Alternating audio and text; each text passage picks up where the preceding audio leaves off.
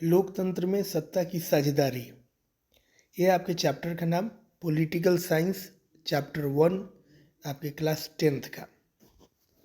चलिए उसके कुछ महत्वपूर्ण सब्जेक्टिव प्रश्न आपके सामने हैं, जिसमें से पहला क्वेश्चन है सामाजिक विभाजन से आप क्या समझते हैं।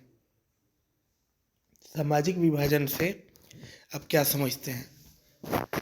उत्तर देखिए, विविधता विकासशील समाजों की विशेषता है। विविधता जो है वो विकासशील समाजों की विशेषता है। एक देश या क्षेत्र में निवास करने वाले जाति, धर्म, संप्रदाय के लोगों के बीच जो विभिन्नताएं होती है वे सामाजिक विभेद कहलाती हैं। विभिन्नताएं मतलब क्या होता है? विभिन्नताएं मतलब अंतर होता है। परंतु धन, रंग, क्षेत्र का विभेद सामाजिक विभाजन का रूप ले लेता है। भारत में सवर्ण और दलित, गोरे काले या गरीब अमीर का विभेद सामाजिक विभेद है। विभेद यानी विभाजन, जैसे गोरे काले इसमें विभाजन किया गया है, गरीब अमीर इसमें विभाजन है, ये सब सामाजिक विभेद है ना। तो सामाजिक विभाजन में हमने क्या देखा कि एक देश या क्षेत्र में निवास करने वाले जाति, धर्म, संप्रदाय के लोगों के बीच जो अंतर होती हैं यानी जो विभिन्नताएं होती है वे सामाजिक विभेद कहलाती है। परंतु धन, रंग, क्षेत्र का विभेद सामाजिक विभाजन का रूप ले लेता है। भारत में सवर्ण और दलित, गोरे काले या गरीब अमीर का विभेद सामाजिक विभेद है। ठीक है, क्या करना है आप लोगों को, इन सभी क्वेश्चन जो भी आपके सामने क्वेश्चन आने वाले हैं उन्हें याद कर लेना है। ठीक है, नोट कर लीजिएगा और फिर इसे याद कर लीजिएगा समझते हुए। आगे हम लोग प्रत्येक क्वेश्चन को समझने वाले हैं। सांप्रदायिकता क्या है? जब समाज में एक धर्म के लोग दूसरे धर्म को छोटा एवं अपने धर्म को सर्वोच्च समझने लगते हैं तो समाज में धार्मिक आधार पर विलगाव उत्पन्न होती है, अलगाव विलगाव। इसी अवधारणा को सांप्रदायिकता कहते हैं। यह किसी भी लोकतंत्र के लिए खतरनाक है। देखिए, सांप्रदायिक शब्द ही खतरनाक है। जब समाज में एक धर्म के लोग दूसरे धर्म को छोटा एवं अपने धर्म को सर्वोच्च समझने लगते हैं तो समाज में धार्मिक आधार पर जो विलगाव उत्पन्न होती है, इस अवधारणा को सांप्रदायिकता कहते हैं। देखिए, जिसका जो धर्म है वो उसका बेस्ट है। अगर एक आदमी दूसरे धर्म वाले को नीचा दिखाता है और खुद को बड़ा मानता है या बनाता है तो यह कहीं ना कहीं गलत है। इसी अवधारणा को क्या कहा जाता है? सांप्रदायिकता कहा जाता है। यह किसी भी लोकतंत्र के लिए खतरनाक है। तीसरा क्वेश्चन है, सांप्रदायिक सद्भाव को प्रोत्साहित करने के लिए आप क्या करेंगे? सांप्रदायिक सद्भाव को प्रोत्साहित करने के लिए आप क्या करेंगे? देखिए, भारत में विभिन्न धर्मों के लोग निवास करते हैं। राजनीतिक व आर्थिक स्वार्थों की पूर्ति के कारण सांप्रदायिक सद्भाव के स्थान पर सांप्रदायिक संघर्ष का जन्म होता है। सांप्रदायिक सद्भाव के लिए शिक्षा व जागरूकता का विकास, विभिन्न धर्मों के लोगों में आपसी समझ का विकास तथा धर्म के राजनीतिक उपयोग पर रोक लगाना आवश्यक है। फिर से देखिए, इस क्वेश्चन को समझने का प्रयास कीजिए कि सांप्रदायिक सद्भाव को प्रोत्साहित करने के लिए आप क्या करेंगे। मतलब सांप्रदायिक सद्भाव बना रहे, इसके लिए आप क्या करेंगे। तो भारत में विभिन्न धर्मों के लोग निवास करते हैं। ये बात सही है कि भारत में हिंदू, मुस्लिम, सिख, ईसाई, बौद्ध, जैन, ये सारे धर्म के लोग क्या करते हैं? निवास करते हैं। राजनीतिक व आर्थिक स्वार्थों की पूर्ति के कारण सांप्रदायिक सद्भाव के स्थान पर सांप्रदायिक संघर्ष का जन्म होता है। देखिए, जैसे राजनेता जो हैं अपने स्वार्थ के उद्देश्य से जिस प्रकार का भाषण देते हैं, उससे स्पष्ट होता है कि वे क्या चाहते हैं। वे अपने कुर्सी के लिए जनता को लड़ाने में विश्वास रखते हैं।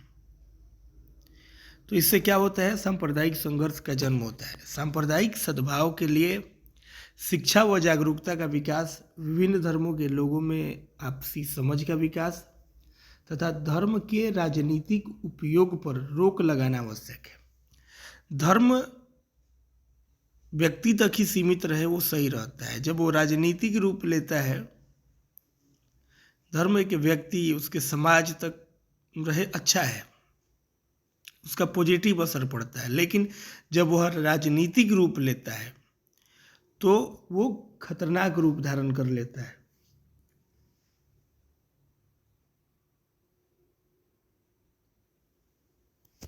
अब चलेंगे क्वेश्चन नंबर 4 की तरफ। संघीय व्यवस्था राष्ट्रीय एकता के संवर्धन में सहायक है कैसे? संघीय व्यवस्था राष्ट्रीय एकता के संवर्धन में सहायक है कैसे? देखिए, भारत में संघीय शासन व्यवस्था की स्थापना की गई है। संविधान की रचना करते समय हमारे राष्ट्रीय नेता देश की एकता के प्रति चिंतित थे। हमारी ऐतिहासिक और भौगोलिक परिस्थितियों ने हमें संघीय व्यवस्था अपनाने के लिए बाध्य किया। यदि आज़ादी के प्रारंभ से ही हमारी संघीय व्यवस्था की नींव कमजोर होती तो राष्ट्रीय एकता खतरे में पड़ जाती। उस समय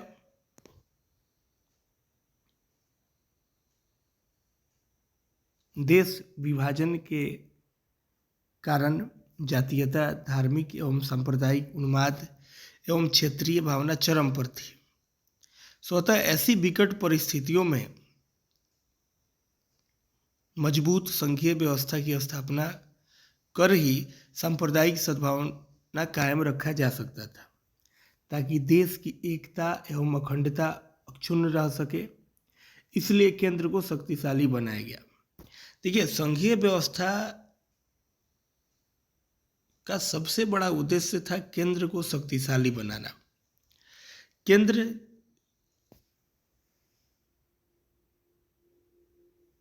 यदि शक्तिशाली है तो सब कुछ अच्छे ढंग से संचालित किया जा सकता था, और केंद्र कमजोर हो तो फिर राष्ट्र की जो एकता है, अखंडता है, उसका अक्षुण्ण रहना मुश्किल था। फिर से देखें क्वेश्चन को। भारत में संघीय शासन व्यवस्था की स्थापना की गई है। संविधान की रचना करते समय हमारे राष्ट्रीय नेता देश की एकता के प्रति चिंतित थे। हमारी ऐतिहासिक और भौगोलिक परिस्थितियों ने हमें संघीय व्यवस्था अपनाने के लिए बाध्य किया। यदि आज़ादी के प्रारंभ से ही हमारी संघीय व्यवस्था की नींव कमजोर होती तो राष्ट्रीय एकता खतरे में पड़ जाती। उस समय देश विभाजन के कारण जातीयता, धार्मिक एवं सांप्रदायिक उन्माद एवं क्षेत्रीय भावना चरम पर थी। स्वतः ऐसी विकट परिस्थितियों में मजबूत संघीय व्यवस्था की स्थापना कर ही सांप्रदायिक सद्भावना कायम रखा जा सकता था, ताकि देश की एकता एवं अखंडता अक्षुण्ण रह सके। इसलिए केंद्र को शक्तिशाली बनाया गया। चलिए आज का 5वां क्वेश्चन देखते हैं। 5वां क्वेश्चन है आज का, भारतीय संविधान में लैंगिक समभाव के लिए किए गए विभिन्न प्रावधानों का उल्लेख करें। भारतीय संविधान में लैंगिक समभाव के लिए निम्नलिखित प्रावधान किए गए हैं। पहला है, लिंग के आधार पर भेदभाव करने की मनाही की गई है। दूसरा है, रोजगार पाने के लिए पुरुष एवं नारी के साथ एक जैसे व्यवहार की व्यवस्था है। थर्ड है, नारियों को पुरुषों के समान ही मताधिकार दिया गया है। और चौथा है, राज्य के नीति निर्देशक तत्वों के अंतर्गत कहा गया है कि राज्य अपनी नीति का संचालन इस प्रकार करेगा जिसमें पुरुष एवं नारी को समान कार्य के लिए समान वेतन मिले। देखिए, भारतीय संविधान में लैंगिक समभाव के लिए निम्नलिखित प्रावधान किए गए हैं। पहला है, लिंग के आधार पर भेदभाव करने की मनाही की गई है। मतलब कि ये नहीं देखना है कि ये पुरुष है, ये स्त्री है और ये कौन जेंडर है, जेंडर नहीं देखना है ना, इस पे भेदभाव नहीं करना है जेंडर के हिसाब से। रोजगार पाने के लिए पुरुष एवं नारी के साथ एक जैसे व्यवहार की व्यवस्था है। तीसरा है, नारियों को पुरुषों के समान ही मताधिकार दिया गया है, मत का अधिकार दोनों को दिया गया है समान। और चौथा है, राज्य के नीति निर्देशक तत्वों के अंतर्गत कहा गया है कि राज्य अपनी नीति का संचालन इस प्रकार करेगा जिसमें पुरुष एवं नारी को समान कार्य के लिए समान वेतन मिले।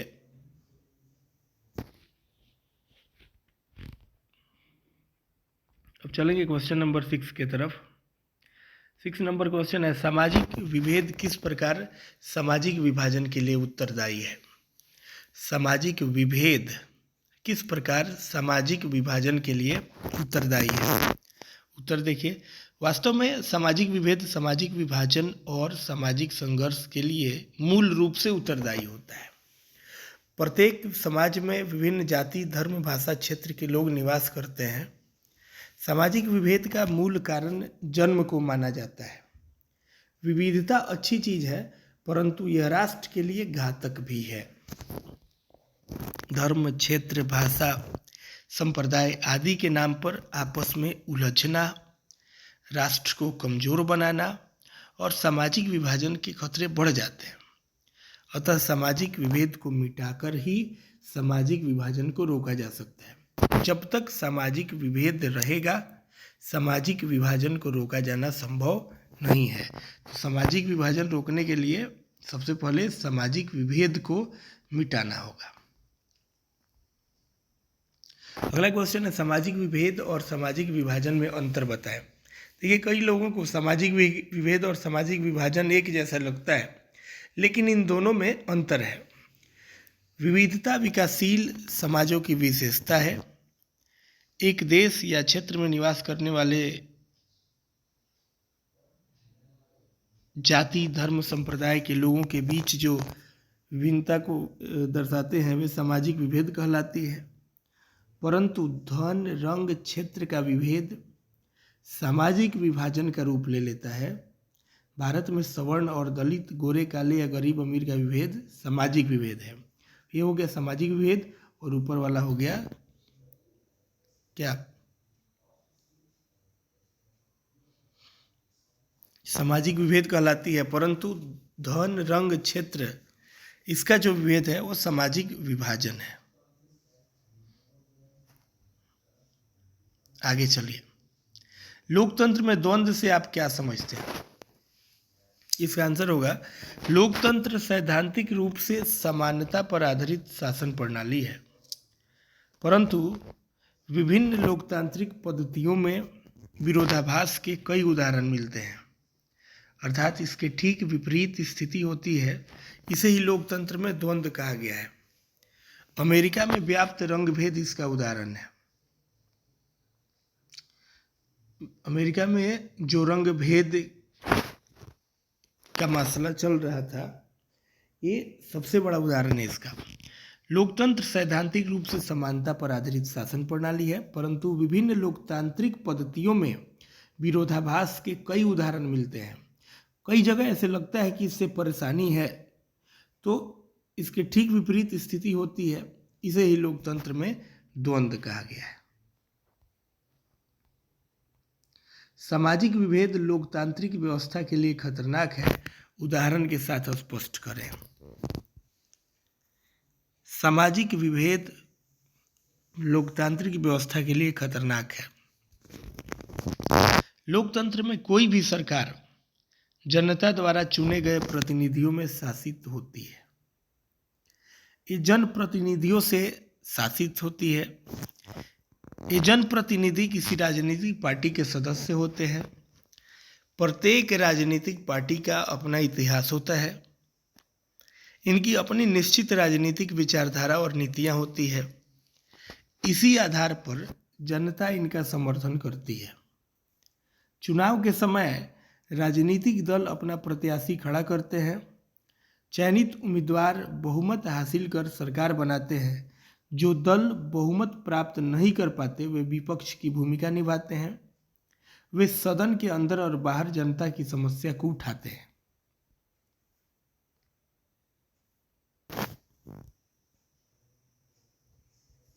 आगे चलते हैं।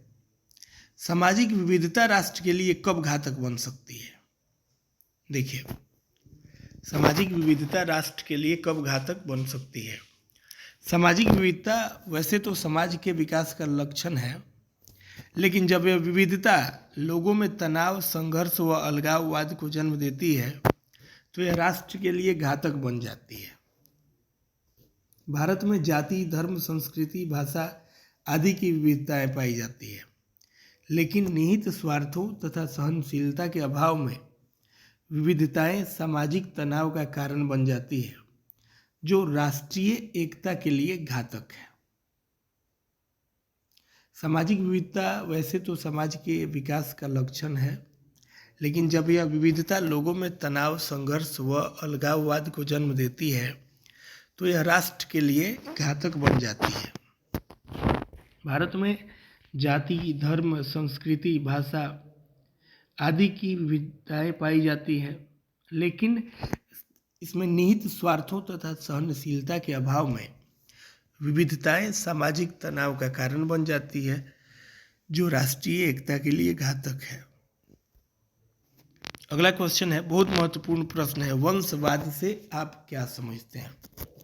भारत के सभी राजनीतिक दलों में नेतृत्व का संकट है। अधिकांश राजनीतिक दलों में कोई ऐसा नेता नहीं है जो सर्वमान्य हो। प्राय सभी राजनीतिक दलों के नेताओं को यह देखा गया है कि शीर्ष पर बैठे नेता अपने सगे संबंधियों, दोस्तों और रिश्तेदारों को दल के प्रमुख पदों पर बैठाते हैं और यह सिलसिला पीढ़ी दर पीढ़ी कायम रहता है। वंशवाद की समाप्ति राजनीतिक दलों के सामने प्रमुख चुनौती है। अगला क्वेश्चन है, धर्मनिरपेक्ष राज्य से आप क्या समझते हैं? कई बार पूछा गया क्वेश्चन, इंपॉर्टेंट है, ध्यान से देखिएगा इसका उत्तर। धर्मनिरपेक्ष राज्य किसी भी धर्म को राजकीय धर्म घोषित नहीं करेगा, न ही किसी धर्म को विशेष दर्जा देगा। इसका पहला पॉइंट। और दूसरा है, धर्मनिरपेक्षता के अंतर्गत संविधान सभी नागरिकों को किसी भी धर्म का पालन करने एवं उसका प्रचार करने की आज़ादी देता है। ये दोनों प्रावधानों से स्पष्ट है कि भारत एक धर्मनिरपेक्ष राष्ट्र है। अगर क्वेश्चन पूछ दे कि भारत एक धर्मनिरपेक्ष राष्ट्र है कैसे, तो ये लिख दीजिएगा कि धर्मनिरपेक्षता के अंतर्गत संविधान सभी नागरिकों को किसी भी धर्म का पालन करने एवं उसका प्रचार करने की आज़ादी देता है। ये दोनों प्रावधानों से स्पष्ट है कि भारत एक धर्मनिरपेक्ष राष्ट्र है। अगला क्वेश्चन है, भारतीय लोकतंत्र की सबसे बड़ी विशेषता क्या है? देखिए, भारतीय लोकतंत्र की सबसे बड़ी विशेषता है अनेकता में एकता, अर्थात विभिन्न रूप, रंग, वेशभूषा वालों का समाज में सामंजस्य बना रहता है। विविधता में एकता का क्या अर्थ है? विविधता लोकतंत्र का एक स्वाभाविक गुण है। विविधता में एकता लोकतांत्रिक व्यवस्था की एक खास विशेषता है। इसका उत्कृष्ट उदाहरण बेल्जियम है। जब भी भारत की अखंडता खतरे में पड़ जाती है या प्राकृतिक आपदा आती है तो सभी जाति एवं धर्मावलंबियों के लोग आपसी भेदभाव भुलाकर एक साथ मिलकर इस संकट का सामना बड़ी हिम्मत के साथ करते हैं। यह विविधता में एकता का एक अनोखा आदर्श उदाहरण है कि जब भी कोई मुसीबत पड़े, जब भी कोई परेशानी सामने आए, पूरा देश एकजुट हो जाए। यही तो है विविधता में एकता। लैंगिक असमानता क्या है? बहुत महत्वपूर्ण प्रश्न है ये। लैंगिक असमानता लिंग के आधार पर पुरुषों और स्त्रियों में भेद करना, स्त्रियों को पुरुषों की तुलना में दोयम दर्जे का और हीन समझने की भावना लैंगिक असमानता है। लड़कियों को लड़कों की तुलना में कम महत्व दिया जाना, शिक्षा, खान पान, पालन पोषण में अंतर करना, लड़की को घर की चारदीवारी में कैद रखना और घर के काम काज तक सीमित रखना, स्त्रियों पर पुरुषों का नियंत्रण आदि लैंगिक असमानता के उदाहरण है। समझ गए आप लोग कि लिंग के आधार पर पुरुषों और स्त्रियों में भेद करना, स्त्रियों को पुरुषों की तुलना में दोयम दर्जे का और हीन समझने की भावना लैंगिक असमानता है। लड़कियों को लड़कों की तुलना में कम महत्व दिया जाना, शिक्षा, खान पान, पालन पोषण में अंतर करना, लड़की को घर की चारदीवारी में कैद रखना और घर के काम काज तक सीमित रखना, स्त्रियों पर पुरुषों का नियंत्रण आदि लैंगिक असमानता के उदाहरण हैं।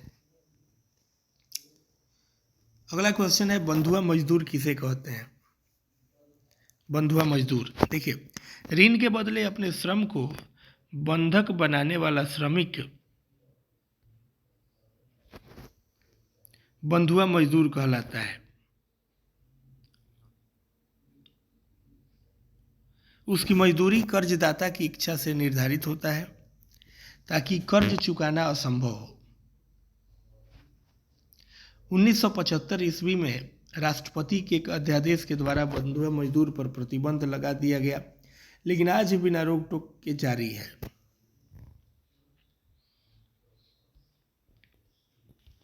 आगे देखते हैं, जाति और नस्ल में क्या अंतर है? जाति और नस्ल समान नहीं है, क्योंकि जाति का आधार सामाजिक होता है और नस्ल का आधार जीवशास्त्रीय है, किंतु नस्ल जाति की तरह ही काफी हद तक समाजशास्त्रीय और वैधानिक वर्गीकरण है।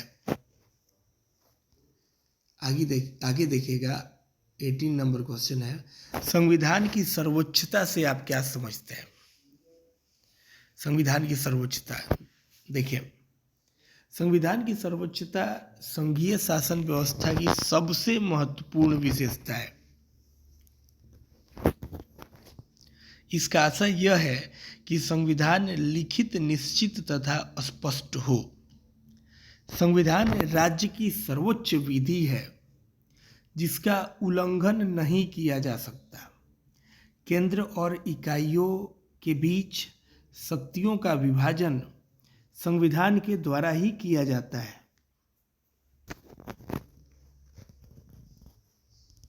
आगे देखिए, रंग भेद क्या है? मनुष्यों में गोरे और काले रंग के आधार पर विभेद करना, काले रंग वालों को गोरे रंग वालों की अपेक्षा कई अधिकारों से वंचित रखना रंग भेद है। सत्ता का विभाजन क्यों आवश्यक है? क्वेश्चन नंबर 20, सत्ता का विभाजन क्यों आवश्यक है? देखिए, सत्ता का विभाजन इसलिए आवश्यक है क्योंकि इससे लोकतंत्र में प्रत्येक व्यक्ति को हिस्सेदारी मिलती है। सभी समूह संतुष्टि महसूस करते हैं, विद्रोह की संभावना कम हो जाती है। क्वेश्चन नंबर 21, जातिवाद की समस्या क्या है? जातिवाद की समस्या क्या है? देखिए, जातिवाद भारत की एक प्रमुख सामाजिक समस्या माना जाता है। जाति व्यवस्था से ही समाज में ऊंच नीच की भावना पैदा हुई। कर्म के आधार पर विकसित जाति व्यवस्था जन्म के आधार को गले लगा ली, जिसका समाज पर बुरा प्रभाव पड़ा।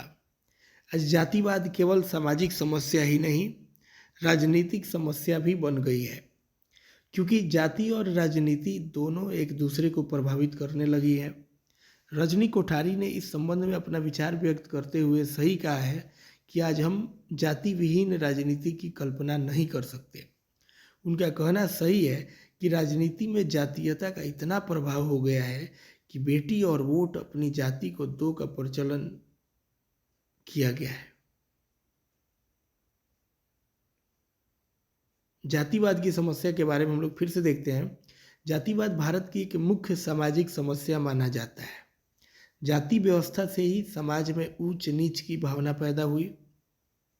कर्म के आधार पर विकसित जाति व्यवस्था जन्म के आधार को गले लगा ली, जिसका समाज पर बुरा प्रभाव पड़ा। आज जातिवाद केवल सामाजिक समस्या ही नहीं, राजनीतिक समस्या भी बन गई है, क्योंकि जाति और राजनीति दोनों एक दूसरे को प्रभावित करने लगी है। रजनी कोठारी ने इस संबंध में अपना विचार व्यक्त करते हुए सही कहा है कि आज हम जाति विहीन राजनीति की कल्पना नहीं कर सकते। उनका कहना सही है कि राजनीति में जातीयता का इतना प्रभाव हो गया है कि बेटी और वोट अपनी जाति को दो का प्रचलन किया गया है। बताइए कि क्या वोट अपने ही जाति को देना ये उचित है? हाँ, अगर अपनी जाति के उम्मीदवार सही हैं तब तो ठीक है, लेकिन अगर उम्मीदवार सही नहीं है फिर भी कोई जाति देखकर वोट कर रहा हो, यह सही नहीं है। क्वेश्चन नंबर 22, परिवारवाद क्या है? परिवारवाद अधिकांश राजनीतिक दल एवं उसके नेता अपने ही परिवार एवं सगे संबंधियों को राजनीति में लाने के लिए चुनाव के अवसर पर उम्मीदवार बनाते हैं। यही राजनीति में परिवारवाद है। हाल के दशकों में परंपरा बनी कि जिस प्रतिनिधि के निधन या इस्तीफे के कारण कोई सीट खाली हुई, उसके किसी परिजन को चुनाव का टिकट दे दिया गया। क्वेश्चन नंबर 23, सामाजिक विभेदों का सबसे बुरा परिणाम क्या होता है? देखिए, सामाजिक विभेदों का सबसे बुरा परिणाम है देश के विखंडन का प्रारंभ हो जाना। यूगोस्लाविया इसका सबसे बड़ा उदाहरण है। नस्लवाद क्या है? जब किसी देश में नागरिकों के बीच नस्लों के आधार पर भेदभाव हो तब उसे नस्लवाद कहते हैं। जैसे दक्षिण अफ्रीका में श्वेत एवं अश्वेतों के बीच भेदभाव। क्वेश्चन नंबर 25, सामाजिक विभेदों की राजनीति किस पर निर्भर करती है? सामाजिक विभेदों की राजनीति किस पर निर्भर करती है? देखिए, स्वयं की पहचान, विभिन्न वर्गों के मांगों को राजनीतिक दलों द्वारा प्रस्तुत करने के तरीके एवं सरकार की इन मांगों के प्रति सोच। क्वेश्चन नंबर 26, सत्ता का क्षैतिज वितरण किसे कहते हैं? देखिए, शासन के विभिन्न अंगों जैसे विधायिका, कार्यपालिका एवं न्यायपालिका के बीच सत्ता के बंटवारे को सत्ता का क्षैतिज वितरण कहते हैं। फिर से देखिए इसको, शासन के विभिन्न अंगों जैसे विधायिका, कार्यपालिका एवं न्यायपालिका के बीच सत्ता के बंटवारे को सत्ता का क्षैतिज वितरण कहते हैं। क्वेश्चन नंबर देखिए 27, आय के आधार पर गरीबी रेखा कैसे तय होती है? देखिए, ग्रामीण क्षेत्रों में 327 रुपये प्रति व्यक्ति प्रति माह से कम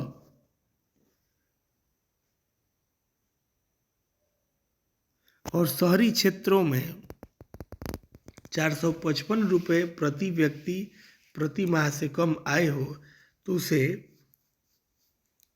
गरीबी रेखा से नीचे माना गया है। अगला क्वेश्चन है, गृह युद्ध क्या है?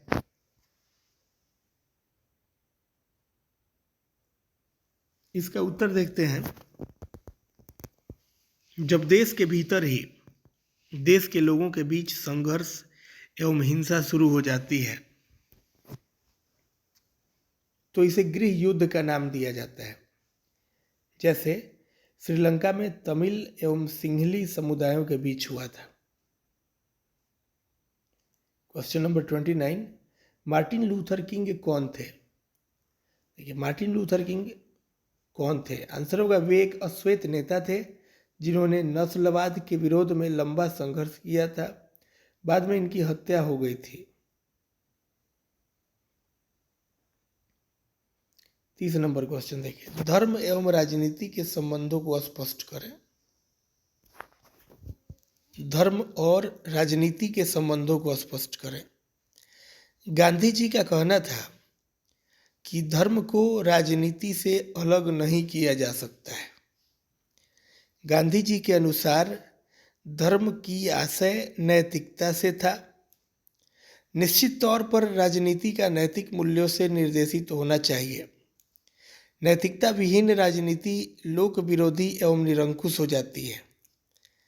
देश के कल्याण के लिए आवश्यक है कि धर्मों के अच्छे विचारों, आदर्शों एवं मूल्यों को राजनीति में स्थान दिया जाए।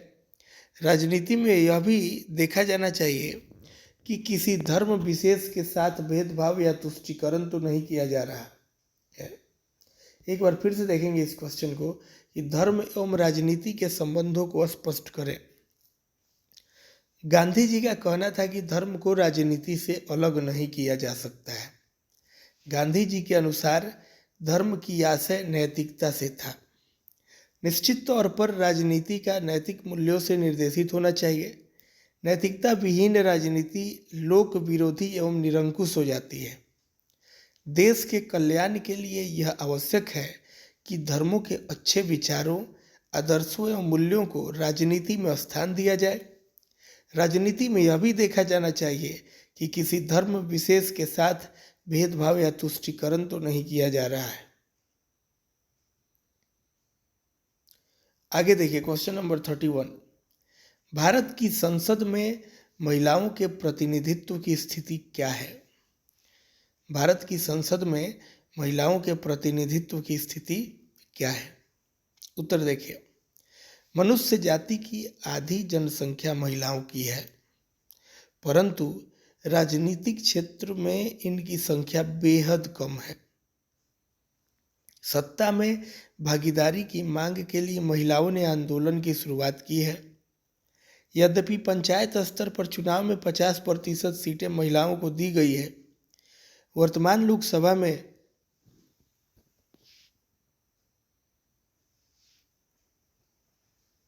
महिला प्रतिनिधियों की संख्या 78 है।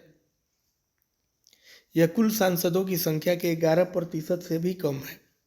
हाल में महिलाओं में विधायिका में 33% आरक्षण देने की बात संसद में की है।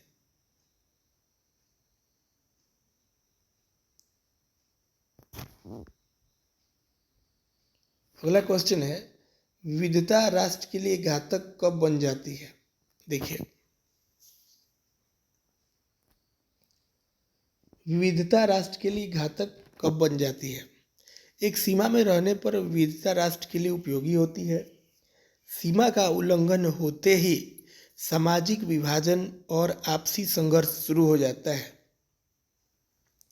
ऐसी स्थिति में ही विविधता राष्ट्र के लिए घातक बन जाती है। जैसे श्वेत और अश्वेत का संघर्ष, हिंदू मुस्लिम का संघर्ष, ये सभी जब ये सारी चीज़ें होने लगती है तब विविधता जो है वो राष्ट्र के लिए घातक बन जाती है। ठीक है, तो आप लोग क्या करेंगे, इन सभी क्वेश्चंस को एक बार वीडियो को बैक करके और सारे क्वेश्चंस को आप लोग नोट कर लेंगे और नोट करके याद भी कर लेना है ताकि एग्ज़ाम में कोई परेशानी नहीं हो। ठीक है, ये था हमारा 32 क्वेश्चंस। आज के लिए हम रहने देंगे, बस इतना ही। मिलेंगे फिर अगले वीडियो में। बहुत बहुत धन्यवाद।